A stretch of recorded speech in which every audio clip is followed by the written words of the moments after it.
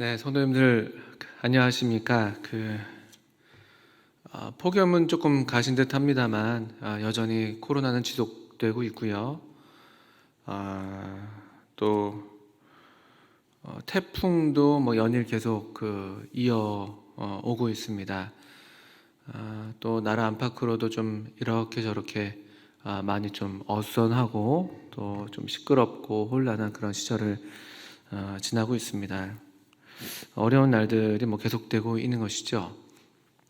이런 중에 또 우리 주님께서 특별한 은혜로 우리 성도님들을 보호해 주시고 또 친히 우리들의 요새 또 피난처 또 그늘이 되어 주셔서 우리를 주님의 은혜 가운데 안전하게 보호해 주시고 지켜 주시는 그런 특별한 은혜를 구하게 되는 요즘입니다. 저는 지난 주간에 이제 바람이 아주 세게 부는 그런 태풍들을 좀 보면서 또 그런 바람들을 좀 맞으면서 그런 그냥 그런 그림이 좀 마음에 떠올랐어요. 뭔가 이렇게 바람 폭풍이 막 세차게 몰아치고 있는데 거기 이렇게 뭔가 딱 이렇게 굳은 표정으로 굳다는 것 좀 강건한 표정으로 결연한 의지를 나타내는 그런 표정으로 두 발을 딱 딛고 서 있는, 약간 좀 당당하게 폭풍을 향해서 서 있는 그런 어떤 좀 그림, 이미지가 좀 이렇게 마음속에 떠올랐습니다. 정말 폭풍 같은 그런 날들 보내고 있는데 그런 중에 또 우리가 다소 흔들릴 때도 있고 또 무릎이 꺾일 때도 있지만 그런 중에도 여전히 하나님의 은혜로 굳게 서서 또 강건하게 서서 이 폭풍을 마주하고 있는 어떤 한 사람, 그런 사람이 바로 우리 하나님의 이름으로 하나님의 은혜 가운데 강건한 우리 그리스도인, 또 우리 성도들의 모습이 아닌가 이런 생각이 들면서 그런 그림을 이렇게 좀 그림이 떠오르게 되기도 했었습니다. 우리 성도님들이 다 계신 곳에서 또 그렇게 주님의 은혜로 굳게 서 계시기를 또 구하는 마음이 있습니다. 우리 성도님들과 어떤 말씀을 나누면 좋을까 또 생각하고 또 기도하다가 또 역시 어떤 마음에 또 비슷한 그림이긴 한데요. 그런 좀 이미지들이 좀 떠오르기도 했습니다. 요즘에 우리가 살아가는 이런 날들이 평범한 날들은 아니죠. 우리가 보통 누려왔던 하나님의 그런 말 그대로 일상 속에 깃들여 있는 하나님의 자비하심과 또 신실하심과 이런 어떤 우리 평범한 그 은혜들을 누리지 못한 지가 꽤 되고 있습니다. 조금 이제 말 그대로 좀 이렇게 영적으로 좀 이렇게 건조하고 또 그리스도의 삶이 좀 약간 좀 이렇게 뭔가 주림이 느껴지고 좀 그런 어떤 좀 아주 풍요로운 날들, 영적으로 말씀이시죠. 영적으로 아주 풍요로운 날들이 못 될 수도 있겠다 이런 생각이 들고 또 환경적으로도 상당히 좀 불리한 여러 면에서 우리 어떤 그리스도인으로 살아가는 일에 있어서 그렇게 유리하지 않은 그런 환경에 있는 우리들의 모습을 좀 생각하면서 어쩌면 우리가 광야 같은 날들을 또 보내고 있는 것은 아닌가. 광야 하면 조금 더 이제 좀 뭔가 광활한 느낌도 들기도 합니다만 대체로 이제 실제로 성경에서 사용하는 그런 표현들을 보니까 거친 땅, 거친 들, 빈들, 사막 이렇게 번역되고 있거든요. 말 그대로 좀 이렇게 인적이 없고 개척이 되어 있지 않은 아주 넓은 들판을 가리키는 말인데 좀 황량하죠. 좀 이렇게 간조한 땅이라고도 부르기도 하고요.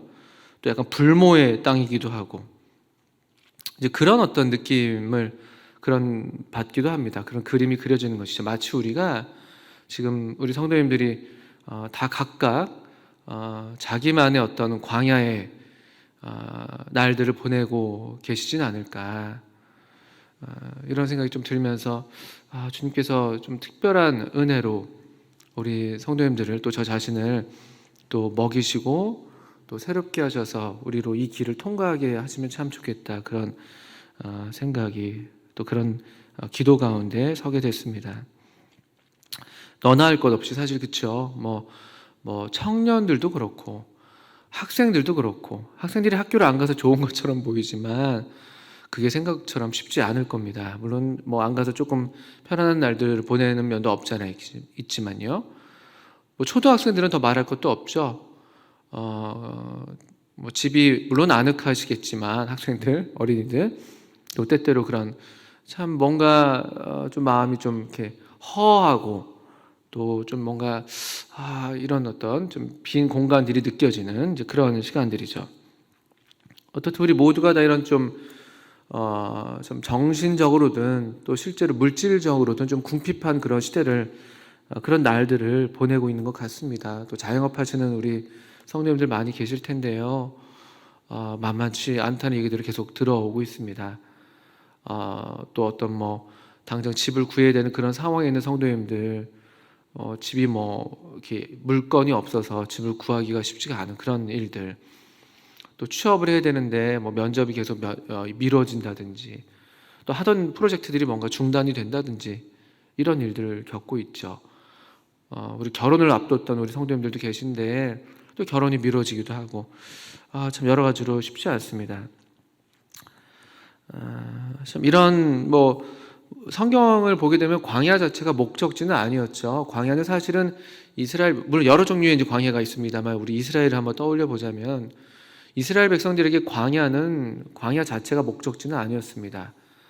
광야를 넘어서 그 약속의 땅, 젖과 꿀이 흐른다는 그런 풍요의 땅, 하나님의 눈이 친히 감찰하시고 권고하시고 돌보시는 그런 땅, 그런 약속의 땅을 향해 나아가는 그런 하나의 이 뭐랄까요, 통과 의례 그런 과정이었다고 우리가 잘 알고 있습니다.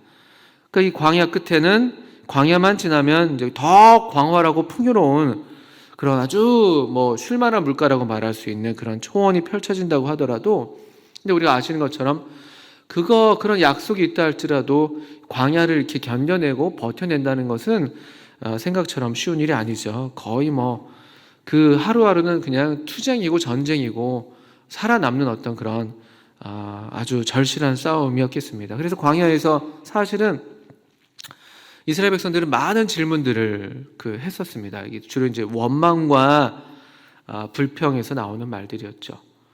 처음 시작해서 얼마 되지 않았던 출애굽기 14장 같은 경우만 봐도 우리로 광야에서 죽게 하느냐, 뒤로는 이제 그 애굽 군대들이 다시 추격하고 있고 앞에는 이제 홍해가 딱 가로막고 있으니까 이제 우리 죽었구나 하면서 뭔가 이렇게 죽을 것 같은 그런 심경,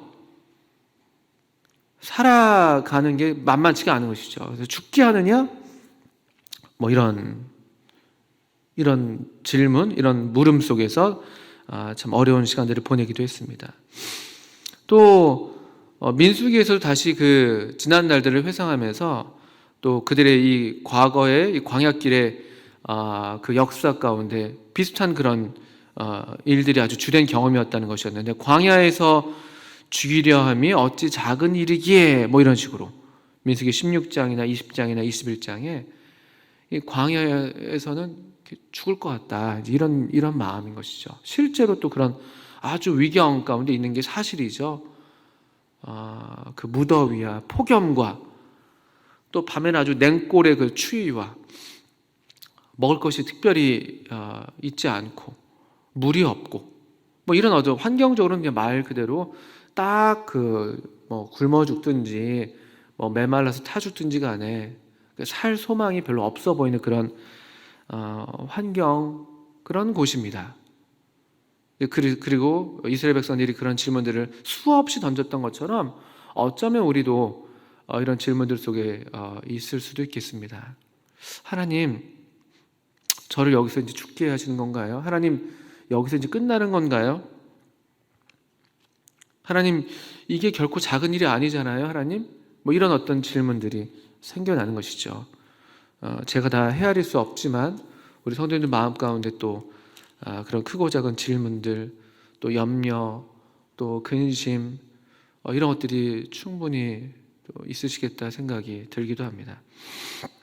그런데 좀 성경을 좀 보다 보니까 광야가 주로 이제 그런 어떤 좀 약간 일시적인 어떤 그런 과정, 이렇게 주로 많이 묘사가 돼 있었죠. 뭐 다윗도 그랬고 광야로 피해 있다가 결국은 예루살렘 왕좌에 앉게 되는 그런 경우들이 있었고, 그런데 그럼에도 불구하고 성경에서 좀 독특하게 광야가 좀 더 긍정적으로 묘사가 되는, 물론 이제 광야가 결국 하나님의 섭리 가운데 다 하나님의 그 역사를 이루는 그런 과정이고 손길이 있었습니다만, 그 자체로 긍정적인 묘사가 있는 곳이 좀 한 군데가 있어서 눈에 띕니다. 요한계시록 12장 6절 말씀을 한번 보시면 좋겠습니다. 요한계시록 12장 6절. 그 사도 요한이 그 큰 환상을 본 내용을 기록한 장이죠. 하늘에 큰 이적이 보였다고 하면서 이 하늘로부터 보이는 뭔가 이 용과 드래곤, 용과 이 여자의 어떤 이적. 그래서 이 여자가, 여인이 아이를 해산하려고 하는데 용이 그 아이를 이제 막 죽이려고 아주 위협적인 모습으로 지금 벼르고 있는 그런 장면이 12장에 묘사가 되고 있는데, 이 12장 4절을 먼저 보시면 그 위기 상황이 묘사가 되어 있습니다.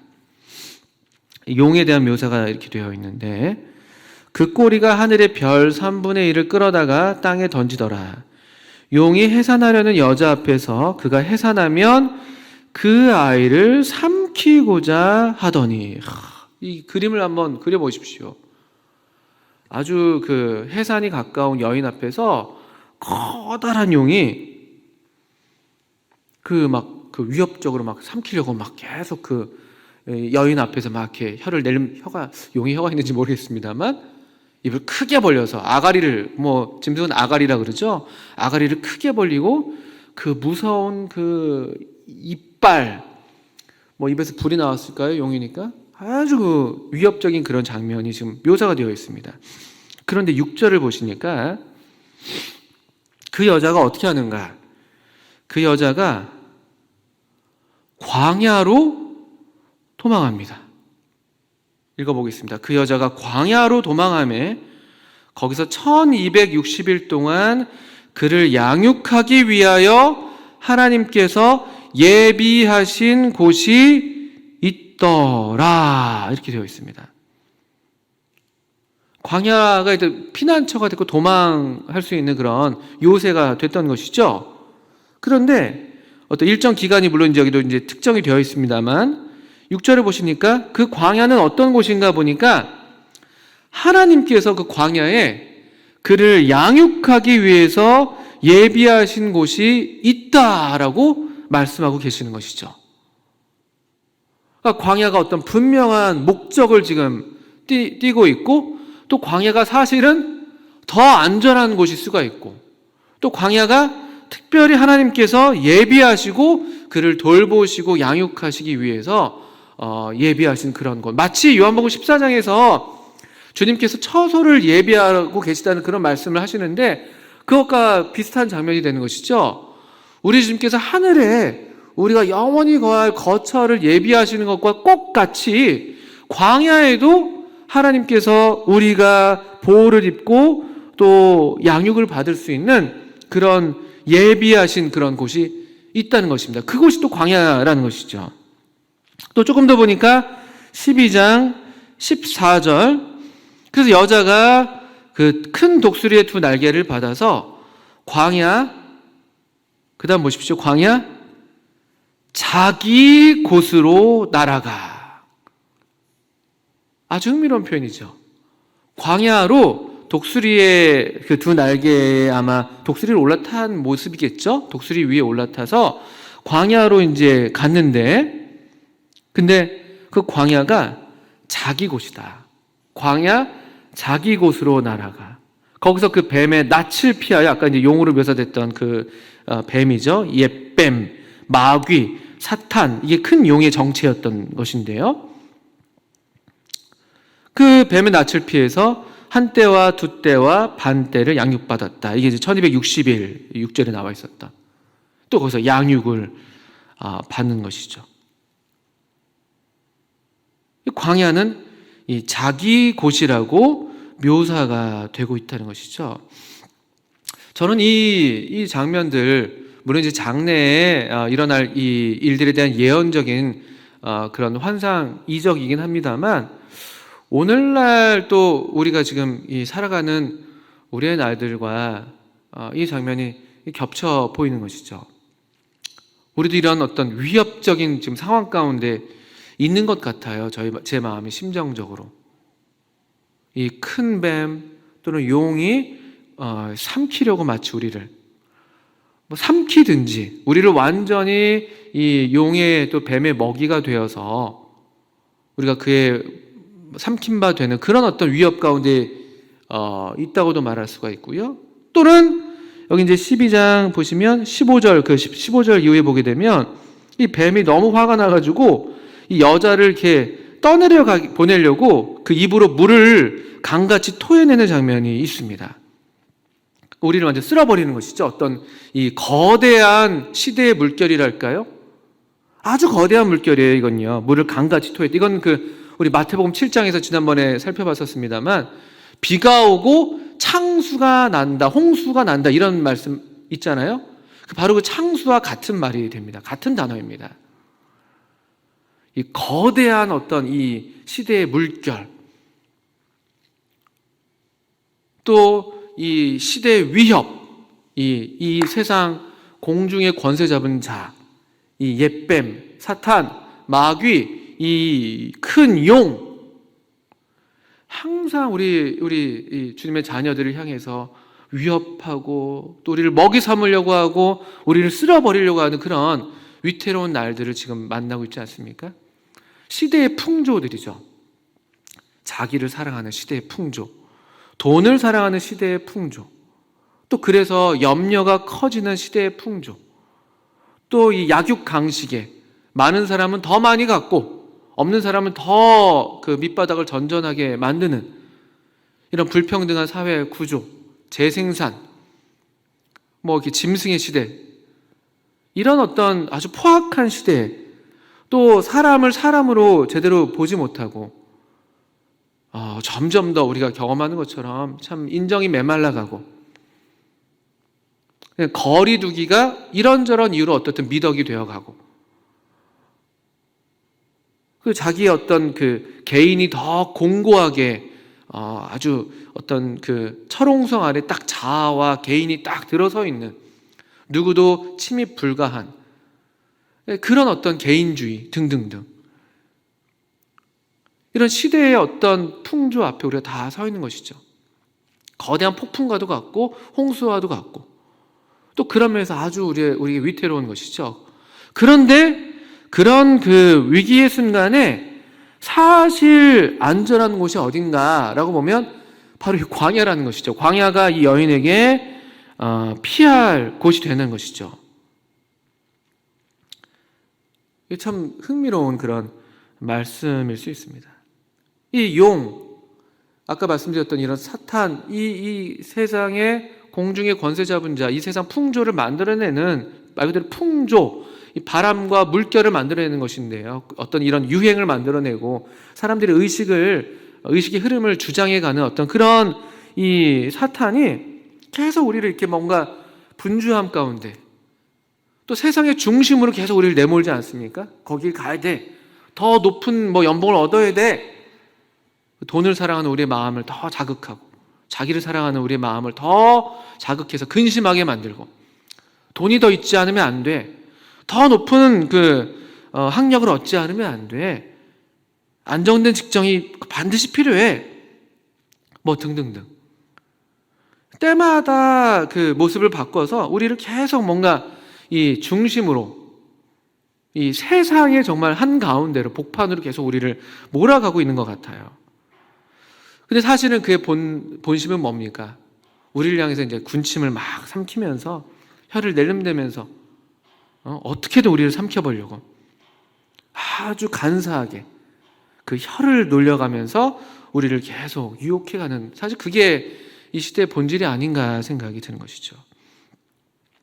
그런데 여러분, 우리 그리스도인들의 우리의 곳, 또 이런 날들 가운데 하나님이 예비하신 곳이 있다면 이 요한계시록을 보건대 그곳은 어쩌면 이 광야 같은, 광야라는 것이죠. 광야 같은 것, 중심이 아닙니다. 사람들이 몰리는 곳이 아니죠. 가장자리입니다. 기댈 곳이 없고요, 또 고독하고, 그래서 어떤 때는 좀 비천에 처하는 그런 모양이 나타나기도 하고요. 때때로 사람들은 그런 우리를 가리켜서 만물의 찢기라고, 또 구경거리로 삼고, 그렇지만 광야에 있는 것이죠. 광야에 있지 않으면, 또 거꾸로 말하면 이 광야를 우리가 피하지 않으면 용이 그대로 우리를 삼키거나, 아니면 우리가 그 용이 뿜어낸, 그 큰 뱀이 뿜어낸 그 거대한 물결에 우리가 떠내려갈 수가 있는 것이죠. 그러니까 광야가 사실은 우리의 곳이어야 되는 것입니다. 사실은 어쩌면 오늘 우리가 겪고 있는 이런 광야의 날들이죠. 이것이 어쩌면 또 거꾸로 말하면 하나님의 특별한 은혜와 보호하심일 수 있다는 생각이 듭니다. 그곳을 우리의 곳으로 우리가 삼을 줄 안다면, 그곳을 하나님의, 이 시기를 하나님의 섭리의 손길로 우리가 받을 수 있다면, 사실은 지금 각처에서 우리 성도님들이, 또 골방에서, 또 은밀한 중에 보시는 하나님과 더불어서, 또 그렇게 하나님께서 우리에게 보이시는 빛을 따라서 이 착한 행실을 드러냄으로써 하늘에 계신 하나님의 아버지의 영광을 나타내는 그런 삶을 살고 있다면, 사실 우리가 이 광야에서 이 양육을 받고 보호를 받고, 또 이 광야에서 우리와 함께 하시는 주님을 더욱 친밀하게 사실 경험하면서, 아, 여기가 나의 곳이구나, 환경적인 것 그 이상을 넘어서 하나님의 손길이 있는 곳, 하나님의 돌봄이 있는 곳, 여기가 나의 곳이구나, 여기가 내 집이구나, 여기가 나의 거처구나, 이렇게 우리가 사실은 더 확인하고 경험할 수가 있을 수 있습니다. 그 찬송 가사처럼 주님만이 우리의 도움이 되시고 우리의 빛이 되시고 우리의 친구가 되는 이 광야야말로 우리의 곳이어야 되는 것이고, 그런 의미에서 어떻게 보면은 참된 의미로 우리가 하나님의 생명을 살 수가 있는 것이죠. 광야에서 비로소 하나님과 함께, 또 하나님을 도움 삼고 하나님만을 우리의 빛으로 삼고, 그 어둠 가운데에서, 아무도 없는 고독한 가운데서 하나님을 우리의 친구로 삼을 때 어떻게 보면 우리가 정말 하나님의 생명을 살 수 있다고도 말씀드릴 수 있겠습니다. 사실 그렇게 우리가 이 광야에서 우리 요한계시록 12장 6절 말씀처럼 그렇게 우리가 양육을 받는 것이죠. 광야에서 우리는 양육을 받습니다. 실제로 이스라엘 백성들은 아까 말씀드렸던 것처럼 그 광야에서 많은 원망과 근심과 두려움 속에서 질문하고 하나님을 원망하고 의심하고 그랬지만, 결과적으로 우리가 잘 아시는 것처럼 그 40년의 그 광야 세월을 회고하면서 모세는 이렇게 이야기를 합니다. 신명기 8장 3절 4절인데요. 너를 낮추시며 너를 줄이게 하시며 또 너도 알지 못하며 내 조상들도 알지 못하던 만나를 너에게 먹이신 것은 사람이 떡으로만 사는 것이 아니요 여호와 입에서 나오는 모든 말씀으로 사는 줄을 내가 알게 하려 하심이니라. 이 40년 동안에 너의 의복이 헤어지지 아니하였고 너의 발이 부르트지 아니하였느니라. 하나님이 보호하셨어요. 하나님이 보호하셨습니다. 또 하나님께서 그 광야에서 독수리가 새끼를 안는 것처럼 내가 너희를 안았다라는 표현, 이사야서의 말씀이던가요? 우리를 절대로 외면하지 않으셨습니다. 우리 의복이 헤어지지 아니하고 너희 발이 부르트지 않게 하셨습니다. 또 이 광야에서 우리가 배웠던, 아주 배워야만 하는 중요한 것이 있는데요, 광야 좀 줄인 곳이죠. 사실은 궁핍한 곳이 맞습니다. 궁핍한 곳이라는 것이. 그렇지만 거기에 뭐가 있냐, 물리적으로 또 물질적으로 다소 궁핍할 수 있지만, 그렇게 우리가 느낄 수 있지만, 거기 만나라는 이 정말 우리가 전에 알지 못하는, 또 조상들도 알지 못하는 아주 특별한 이 만나를 또 시편에선가요? 다르게 표현한 것이 하늘 양식이라고 표현되어 있죠. 하늘 양식. 하늘 양식으로 우리가 살아가는 법을 배우는 것이죠. 세상에서 제공한다고 약속하는 그런 진미를 탐하는 것이 아니라 다소 척박하지만 또 투박할 수 있지만 우리의 실제 삶은 그렇지만 알지 못하는, 누구도 알지 못하는 그런 신령한 음식, 하늘 양식, 만나, 이것이 무엇이냐라는 뜻을 갖고 있는 바로 그 만나를 먹으면서 사람은 떡으로만 사는 게 아니구나, 하나님의 입에서 나오는 모든 말씀으로 사는 거구나라는 것을 배운다는 것이죠. 그게 사실 그리스도인 삶이잖아요. 그게 이 인간의 삶에서 아주 중요한 3요소, 의식주인데 그 모든 것들을 하나님을 의지해서 사는 그런 삶, 먹는 것, 입는 것, 거하는 것, 이걸 배우는 것이죠. 광야에서 하나님께서 단순하게 보호만 하시는 것이 아닙니다. 양육이라는 것은 이제 성장을 나름대로 목표를 하고 있지 않습니까? 우리를 거기서 자라나게 하는 것이죠. 하나님의 말씀으로 사는 법을 배우게 하십니다. 또 이 광야에서 우리를 양육하시고 보호하시는데 고린도전서 10장 3절 4절 말씀에서는 그때 이스라엘 광야 경험을 얘기하면서 다 같은 신령한 음식을 먹으며 다 같은 신령한 음료를 마셨으니 이는 그들을 따르는 신령한 반석으로부터 마셨음에 그 반석은 곧 그리스도시라. 이 육적인 것이 아닌, 이 세상에 속한 것이 아닌 신령한 영에 속한 음식, 또 영에 속한 신령한 음료를 마셨다. 근데 이것이 어디로부터 왔냐? 이 신령한 음료에 대해서 좀 더 부연하고 있는데요, 그들을 따르는 신령한 반석으로부터 마셨다. 그리고 그 반석은 곧 그리스도시라. 놀랍죠? 이스라엘 백성은 미처 이런 진리를 알지 못했습니다. 물론 반석에서 물을 얻었던 경험들이 2번 있었는데요, 그냥 반석에서 물을 얻어서 그냥 참 신기하다, 하나님께서 놀랍게 신기하게 우리를 공급하시는구나, 이런 하나님의 능력과 또 사랑과 신실하심을 경험했겠습니다만 사실 그것이 뭘 의미했냐? 거기에 신령한 그 반석이 있는데 그 신령한 반석은 그들을 따랐습니다. 항상 그들과 함께, 사실은 항상 그들과 함께 이 보조를 같이 하고 있었다는 것이죠.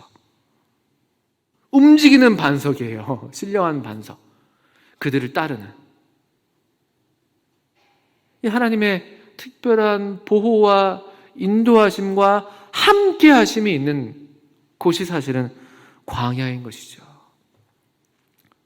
우리가 다 알지 못하는 다른 모양으로, 그 엠마오로 가던 2 제자가 주님을 알아보지 못했던 것처럼 다른 모양으로 우리가 주님을 만나고 있습니다만, 때때로 우리가 그걸 몰라볼 때가 있지만 우리 주님은, 이 신령한 반석이신 그리스도는 이 이스라엘 백성을 항상 따랐던 것처럼 우리 주님께서 지금 이 광야를 지나고 있는 우리 곁에서 우리와 함께 우리의 거처가 되어주시고 우리의 양식이 되어주시고 우리의 입을 옷이 되어주시면서 우리를 보호해 주시는 그런 하나님을 우리가 경험할 수가 있는 것이죠.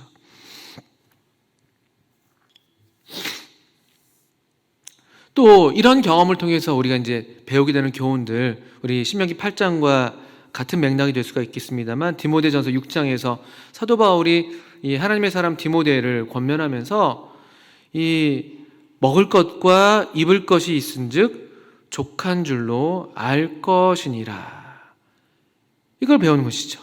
이 만족하는 법, 이 간소한 삶을 살면서도 충분히 만족할 수 있는 그런 법, 사도 바울이 얘기했던 일체의 비결이라고 말할 수가 있겠죠. 비천에 처할 줄도 알고 풍부에 처할 줄도 아는 그런 정말 이 비밀스러운 삶의 이 비결이랄까요? 어떠한 환경에서도 우리가 만족하고 감사할 수 있는 삶을 배우는 것이에요. 이 양육을 받는 것이죠. 그리고 때때로 이런 광야 가운데 하나님의 말씀이, 특별한 말씀이 임합니다. 시대를 깨우는, 교회를 깨우는, 우리 개인의 삶뿐만 아니라 이 시대를 향하고 이 교회를 향한 그런 메시지가 임하게 되는 경우가 이 광야의 때이기도 합니다. 우리 빈들에 있었던 세례 요한에게 하나님의 말씀이 임했던 것처럼 말이죠. 이렇게 우리가 하나님의 백성으로 단련을 받고 또 하나님의 그래서 군사로 단단해지고 강건해지고 연단을 받게 되는 것이죠.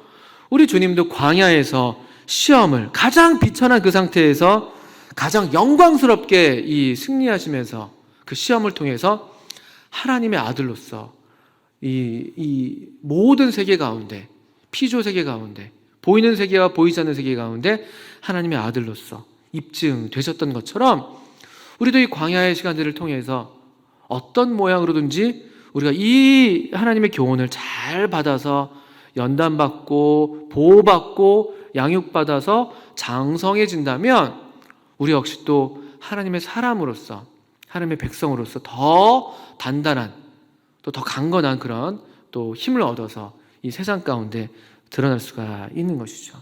사실 세상은 그런 면에서 이 광야에서조차도 기꺼이 광야에 살면서도 이 하나님을 믿는 믿음의 삶을 포기하지 않는 사람들을 감당할 수가 없다고 히브리서 11장에선 말씀하고 있죠. 그 믿음의 삶을 살았던 사람들을 쭉 나열하면서 어떤 사람들은 믿음으로 광야와 산중과 암혈과 토굴에 유리했다라고 얘기하는 것이죠. 믿음으로요. 그렇지만 환경적으로는 좀 힘들어 보였지만 사람들이 손가락질했을지도 모르겠죠. 그렇지만 사실 세상이 이런 자들을 감당할 수가 없는 것이죠. 광야를 믿음으로 견디고 통과해내는 사람들을 세상은 감당할 수가 없습니다. 이런 사람들이 또 세상을 이렇게 진동시키는 것이죠. 이런 믿음의 사람들이. 청년 요셉 같은 경우가 그런 광야의 시기를 겪어냈던 좋은 예가 되는 것이죠. 다윗도 그런 경험들을 갖고 있었죠. 얼마나 괴롭고 무섭고 두려운 날들이었겠습니까? 한치 앞을 내다볼 수가 없는, 생명의 위협을 받는, 또 마음에 쌓여가는 그런 의심들, 쉬운 날들은 아닙니다. 그러나 그때 하나님이 요셉과 함께 하셨다는 말씀들을 우리 여러 번 보게 되는 것이죠. 요셉이 옥에 갇혔으나 여호와께서 요셉과 함께 하시고, 또 다윗이 굴에 숨어 있었지만, 그 광야의 굴에 숨어 있었지만 여기가 하나님의 처소입니다. 거기서 하나님의 임재를 발견하고 하나님의 임재를 경험하는 그런 또 그렇게 단련받았던 기록들을 우리가 보게 됩니다. 그리고 어느 한 날 그 정해진 기한이 있단 말이죠. 우리는 알 수 없지만 정해진 기한이 다했을 때 영광스러운 모습으로 그들이 나타났던 것처럼 그가 나를 단련하신 후에는 내가 정금같이 나오겠다고 그 믿음으로 기대하고 또 선언했던 것처럼 욥이, 우리 역시 이 시기를 주님과 함께 주님의 보호와 또 양육과 연단 가운데서 잘 자라난다면 우리가 또 어떤 모습으로 더 단단한, 또 빛나는, 하나님의 영광으로 빛나는 모습으로 드러나게 될지 기대할 수가 있는 것이죠. 우리 성도님들 광야를 지나고 계십니까? 그렇다면 좀 고독하지만, 좀 위태롭지만 또 거기서 하나님과 함께하는, 개인적으로 은밀한 중에 하나님과 함께하는 그런 경건의 습관들을 더욱 우리가 다져야 될 것입니다. 그러지 아니고서는 우리가 살아갈 수가 없는 것이죠. 또는 이미 광야를 지나오신 것 같습니까? 그렇다면 또 광야를 찾아가셔도 좋습니다. 세례 요한의 참 소식을 들었던 우리 주님께서 빈들로 다시 나가셨다고 마태복음 14장에 기록이 되어 있는데요. 때때로 이렇게 물러서서 세상의 중심으로부터 분주함으로부터 물러서서 또 광야로 나아가는 것이죠. 거기서 다시 우리 존재의 어떤 의미를 확인하고 우리의 근원을 또 발견하고 또 처음 우리를 부르셨던 그 음성들을 또 되새기고 오직 주님의 뜻만 이루어지기를, 나를 통해서 주님만 드러나시길, 이와 같은 소원이 더 이렇게 재련되는, 정련되는 그런 시간들, 그런 공간들이 우리에게 필요합니다. 여러분, 광야 우리가 있어야 할 곳입니다. 우리에게 허락하셔서 우리가 지금 지나가고 있는데 광야가 우리의 곳이라고 받으십시오. 광야는 우리의 곳이고 하나님이 예비하신 곳입니다. 우리가 양육받는 곳입니다. 여기 광야에서 함께 하신 하나님의 손길로 인해서 우리가 하나님의 사람으로 장성하여서 마침내 참된 삶을 더욱 살아가게 될 것입니다. 이렇게 장성하여서 연단받아서 양육받은 우리의 삶이 또 시대를 향해서, 시대의 심장을 향해서 직진으로 날아가는 그런 진리의 화살이 되리라고 믿습니다. 창세기 21장 20절 말씀을 한 구절 읽고 마치겠는데요. 사실 이 말씀은 그 이스마엘에 대한 말씀이긴 합니다만 문맥과 조금 벗어나서 이 말씀이 참 의미가 있습니다. 하나님이 그 아이와 함께 계심에 그가 장성하여 광야에서 거주하며 활 쏘는 자가 되었더니, 이 말씀이 오늘 광야를 살아가는 우리에게도 그대로 적용되는, 이 말씀이 우리의 삶에서 실천되는 그런 하나님의 은혜가 우리 모두에게 있기를 바랍니다. 감사합니다.